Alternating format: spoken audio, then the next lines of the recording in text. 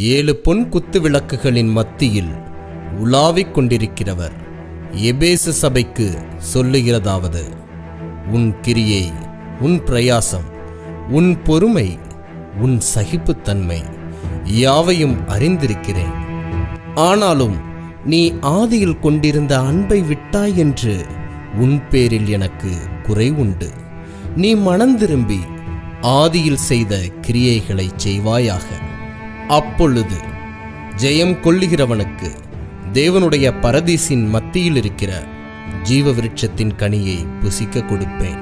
எபேசு சபையின் செய்தி சங்கீதங்களாக, எபேசு சபையின் வாழ்க்கை வரிகளாக, எபேசு சபையின் பாடுகள் பாடலாக, மத்தியஸ்தர் சொல்லுகிறது மெல்லிசையாக கேட்பதற்கு காத்திருப்போம். 7 பொன் குத்து விளக்குகளின் மத்தியில் உலாவிக் கொண்டிருக்கிறவர்